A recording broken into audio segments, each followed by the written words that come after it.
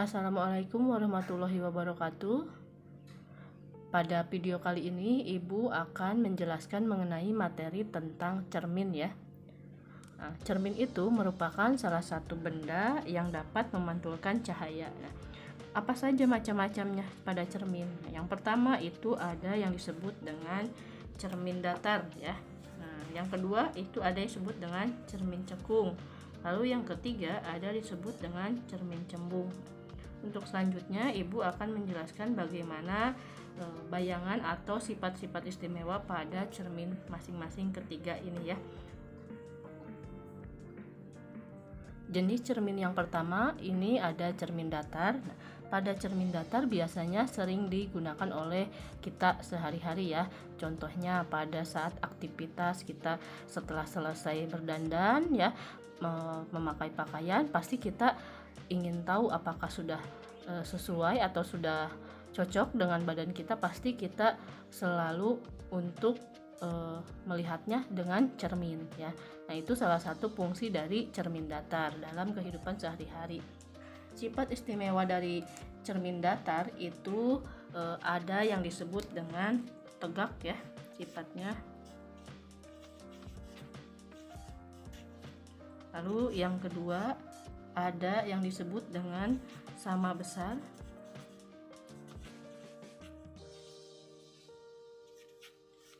Yang ketiga maya. Yang keempat yaitu jarak benda sama dengan jarak bayangan.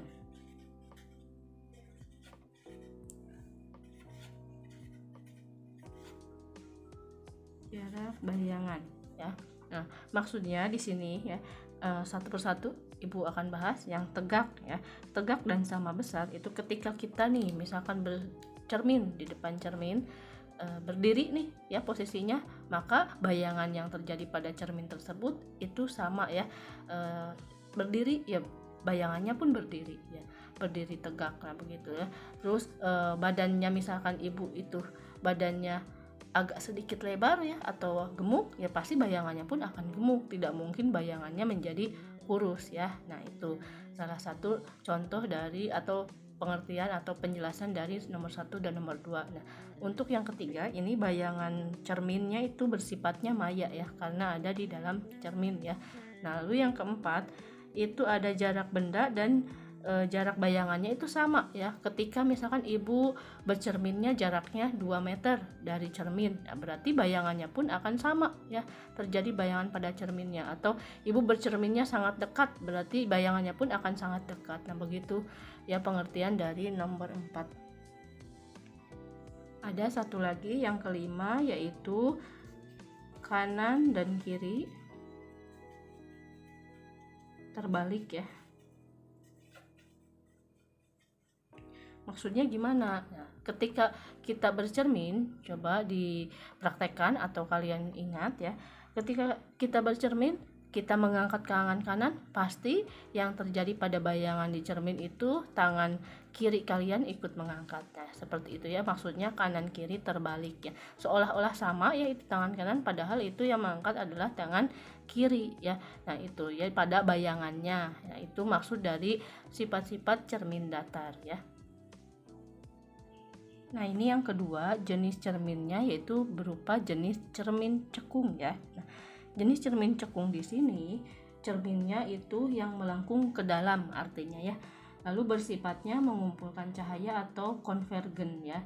Nah cermin positif ya. Lalu permukaan sendok atau reflektor lampu kendaraan. Nah itu salah satu contoh dari aplikasi cermin cekung.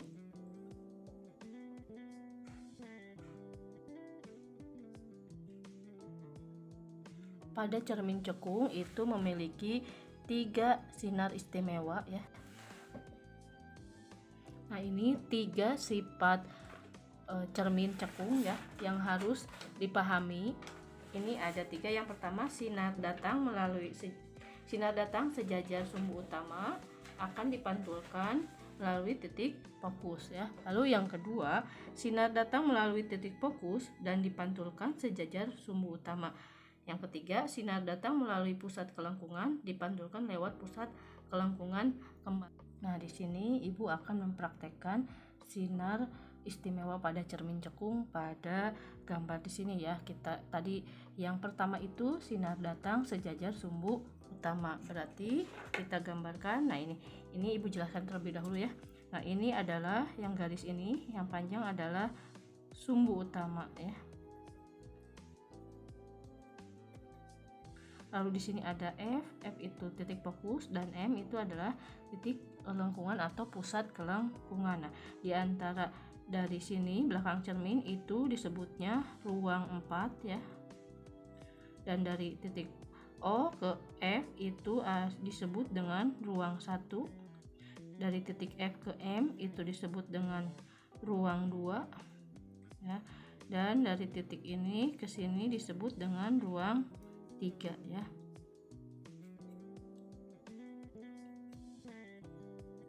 Nah, itu kita praktekkan tadi, diulang ya. Yang sifat istimewa pada cermin cekung yaitu sinar datang sejajar sumbu utama. Nah, ini cermin cekungnya, berarti kalau sinar datang melalui sejajar dengan sumbu utama berarti mengarah ke cermin, berarti di sini ya kita gambarkan misalkan seperti ini. Sinar datang melalui sinar datang melalui sumbu utama atau sejajar sumbu utama dan akan dipantulkan melalui titik fokus. Berarti ini titik fokus, berarti dari sini akan dipantulkan ke sini. Seperti ini. Harus memakai penggaris ya agar terlihat rapih dan betul. Nah, seperti ini berarti akan dipantulkan. Nah, ini bentuk dari atau gambar dari sinar istimewa cermin cekung yang pertama tadi. Sinar datang melalui sumbu utama atau sejajar sumbu utama dan akan dipantulkan melalui titik fokus. Nah, itu. Lalu yang kedua, sifat sinar cermin cekung yang kedua itu sinar datang melalui titik fokus. Misalkan di sini ya, sinar datang dari atas titik fokus ya. Ini kan karena F di sini titik fokus, lalu mengarah ke cerminnya, arah cermin cekung, berarti kan sini. Sinar datang melalui titik fokus lalu akan dipantulkan sejajar sumbu utama, berarti tarik ke arah sini karena ini adalah sumbu utama ya. Dari cermin berarti akan dipantulkan. Nah, seperti ini berarti kan. Nah, seperti ini ya, akan dipantulkan sejajar sumbu utama. Lalu sifat istimewa cermin cekung yang ketiga, sinar datang melalui pusat kelengkungan. Nah, berarti dari sini ya, misalkan ke sini ke arah sini, nah ke sini ya, maka akan dipantulkan kembali ke pusat kelengkungan ya, balik lagi ke arah sini berarti kan. Nah ya sama. Nah, ini bentuk dari sifat istimewa cermin cekung. Nah, ini. Untuk selanjutnya Ibu akan menjelaskan mengenai pembentukan bayangan benda di ruang 1, ruang 2 dan ruang 3 serta sifat bayangannya itu seperti apa ya. Yang pertama kita bahas di ruang 1 dulu ya. Nah, pembentukan bayangan di ruang 1. Di sini Ibu sudah gambarkan, ada diagramnya. Di sini ada titik objek ya, lalu ada titik kelengkungan ya. Di sini ada cermin cekungnya ya. Nah, ini untuk ruang 4, di sini ada ruang 1, ruang 2 dan ruang 3. Karena kita akan membahas benda di ruang 1, maka kita ibaratkan bendanya ada di ruang 1. Di ruang 1 sebelah sini. Nah, bendanya sebelah sini. Ibaratkan bendanya ada di sebelah sini. Ini berarti antara O dan F itu adalah daerah ruang 1 ya. Nah, itu benda diibaratkan di sebelah situ. Sifat cermin cekung istimewa yang pertama tadi sinar datang sejajar sumbu utama, berarti dari benda itu tarik ke arah cermin ya, karena sejajar sumbu utama. Nah, ini ditarik ke sini lalu akan dipantulkan melalui titik fokus, berarti kan, nah ke arah sini akan dipantulkan ke arah sini. Nah, ini ya bisa ditarik ini. Nah, seperti ini. Berarti sinar datang melalui sumbu utama lalu dipantulkan ke titik fokus. Ini untuk sinar istimewa cermin cekung yang pertama. Lalu yang kedua, tadi kita hanya memakai sinarnya 2 ya untuk menentukan bayangan benda di ruang 1. Sinar datang melalui titik fokus karena bendanya ada di sini ya. Lalu titik fokus di sini harus kena ke fokus dan benda, maka sinar datangnya arahnya dari bawah ya. Nah, seperti ini. Harus kena sampai ke titik fokus dan benda ya. Nah, seperti ini ya. Arahnya berarti dari bawah ke atas. Terus akan dipantulkan dari sinar datang melalui titik fokus ke sumbu utama ya, ditarik sejajar sumbu utama, dipantulkan. Nah, berarti ke arah sini. Cari titik pertemuannya itu dengan menarik garis lurus ya, yang ini khusus untuk di ruang 1. Nah, seperti ini ya. Untuk yang bawahnya sama ya, yang ini. Nah, garisnya sama, ditarik. Nah, berarti titik pertemuannya di mana? Nah, di sini titik pertemuannya. Berarti kita tarik garis lurus dari bayangan yang terbentuk sini.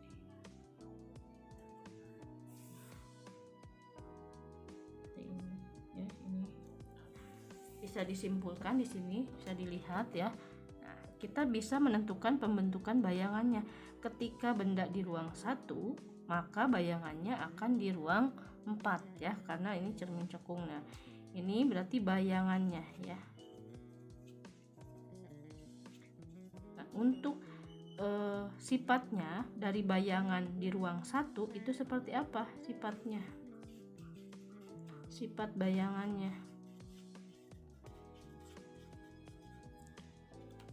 Yang pertama berarti kita lihat bayangannya ada di depan cermin atau di belakang cermin. Ini ya, ada di kanan atau kiri. Nah, ini kalau ada di belakang cermin seperti ini berarti dia pasti sifatnya adalah maya ya.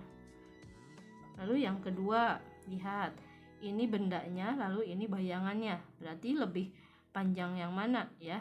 Lebih panjang bayangan daripada benda, berarti ini diperbesar ya. Dan yang ketiga, kita lihat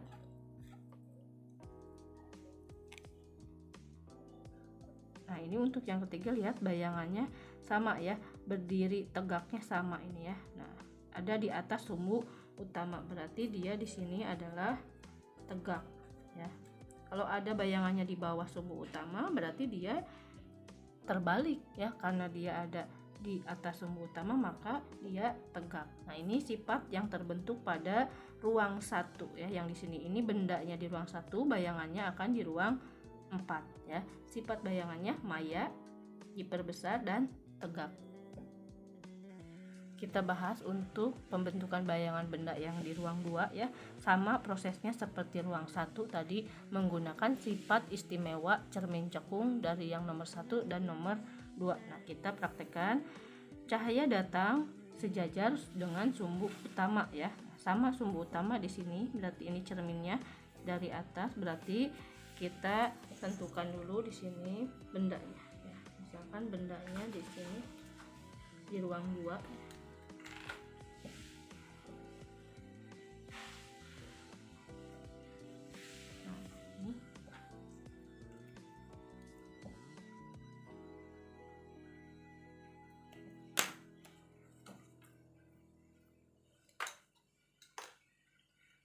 maka sinar datang akan sejajar sumbu utama. Berarti di sini ya, dia datang sejajar sumbu utama. Sifat istimewa cermin cekung yang pertama. Nah, seperti ini. Dia datang ya ke itu, lalu akan dipantulkan ke titik fokus ya, dari sumbu utama pantulkan ke titik fokus.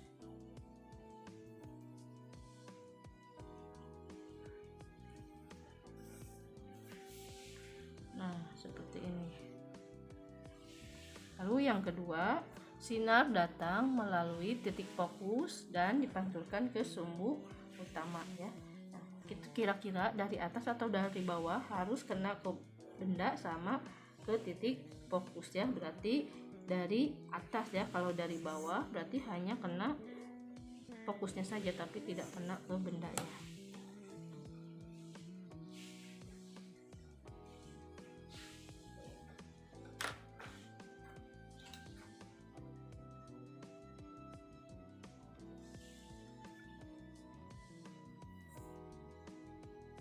Sinar datang melalui titik fokus, maka akan dipantulkan kembali sejajar sumbu utama. Berarti sumbu utama ini ya, akan dipantulkan kembali oleh cermin. Nah, ini titik pertemuannya berarti berada di sini. Semuanya tarik garisnya ke atas ya. Ini merupakan dari bayangan bendanya ya.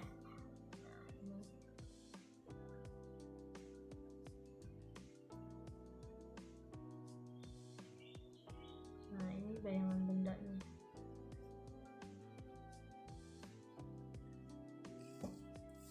Nah, ini untuk menentukan sifat bayangannya, kita lihat di sini. Ini benda ya, di sini bayangan bendanya. Bendanya di ruang 2 ya. Maaf, ini bendanya. Nah, ketika bendanya di ruang 2, maka bayangannya ada di ruang berapa? Di sini. Ini ada ruang 3 karena lebih dari garis M ya, berarti itu adalah ruang 3 bayangannya. Untuk menentukan sifat bayangannya,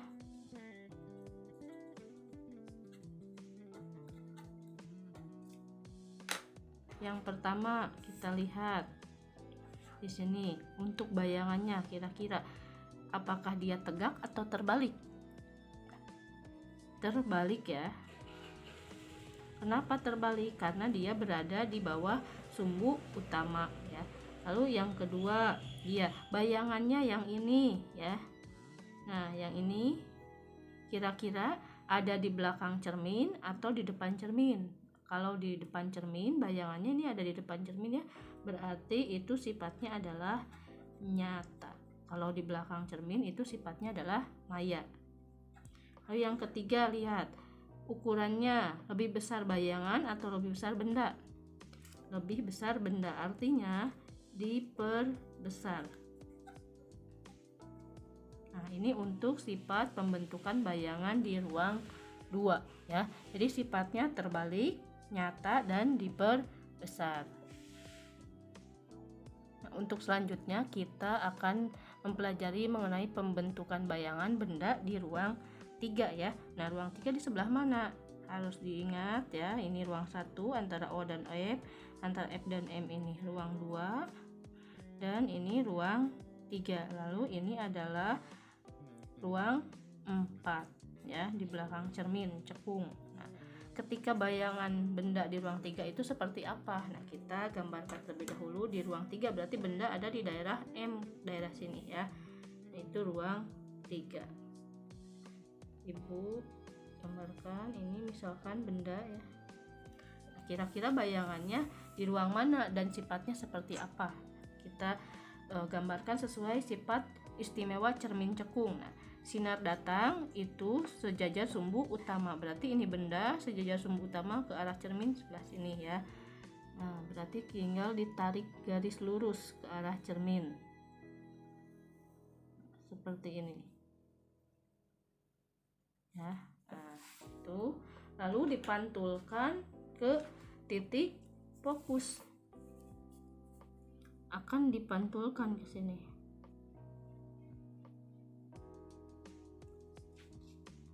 Dari yang sumbu utama dipantulkan, harus hati-hati ya kalian menggambarnya agar tepat membentuk bayangannya nanti.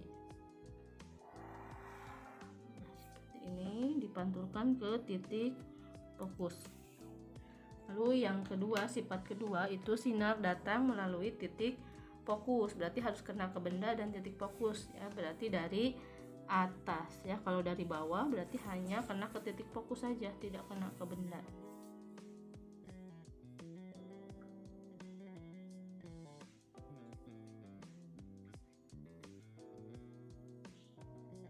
Nah, seperti itu ya. Lalu dari titik fokus akan dipantulkan lagi dari dari titik fokus menuju cermin, maka akan dipantulkan ke arah sejajar atau sumbu utama ya. Nah, sejajar sumbu utama berarti ke sini.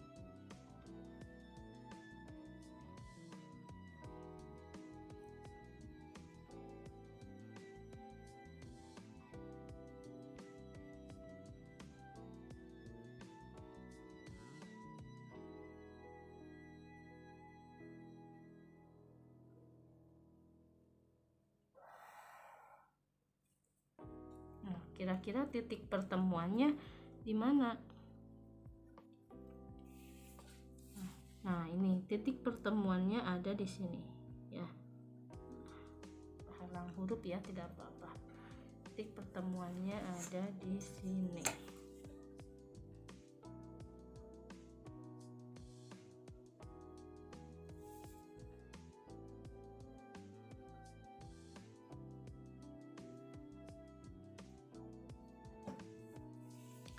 Ini merupakan bayangan benda pada ruang 3 ya. Sifat bayangannya berarti yang pertama itu sifatnya, lihat, berada di bawah sumbu utama ya, berarti sifatnya sudah jelas terbalik ya. Lalu yang kedua ada di depan cermin ya, itu termasuk sifatnya nyata. Kalau di belakang maya ya. Yang ketiga, lihat bentuknya lebih panjang benda ya daripada bayangannya. Ini bayangan, ini bendanya, berarti diperkecil. Nah, itu untuk pembentukan bayangan pada ruang 1, ruang 2, dan ruang 3.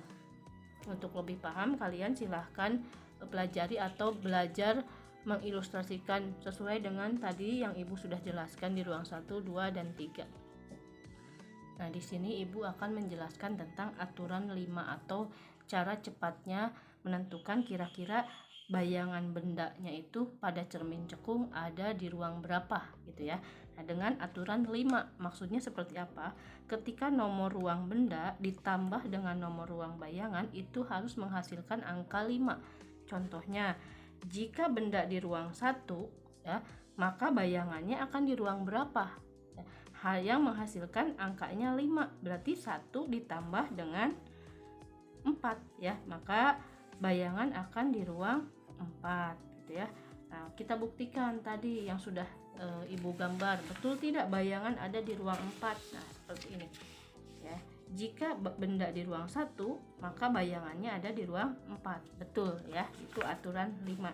Sekarang yang kedua ya, jika benda di ruang 2, maka bayangan ada di ruang berapa kira-kira? Ya, betul ya, ada di ruang 3. Ya, karena 2 ditambah 3 ada 5. Tuh ya. Nanti kita buktikan lagi ya, yang hasil dengan yang tadi Ibu sudah menggambar di ruang 2.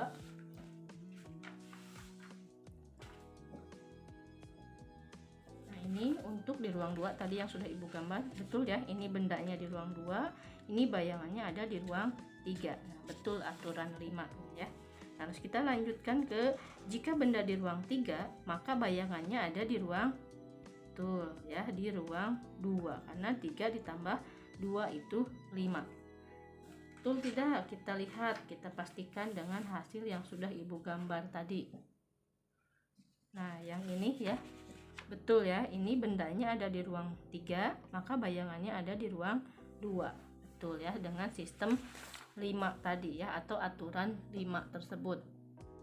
Nah, di sini untuk kaidah aturan nomor 5, aturan 5 ya maksudnya. Nah, sudah ditentukan di sini Ibu sudah tuliskan ya. Jika benda di ruang 1, maka bayangannya di ruang 4 tadi, karena aturan 1 ditambah 4 itu hasilnya 5. Nah, maka bayangan atau sifat bayangan yang terbentuknya itu pasti maya, tegak, dan diperbesar. Begitupun di ruang 2 nih. Ketika benda di ruang 2, maka bayangannya ada di ruang 3. Nah, sifatnya apa? Nyata, terbalik, dan diperbesar. Nah, ini bendanya ada di ruang 3, maka bayangannya pasti ada di ruang 2. Sifatnya bayangannya berarti nyata, terbalik, dan diperkecil. Nah, ini untuk cara cepatnya pakai atau memakai aturan 5 ya.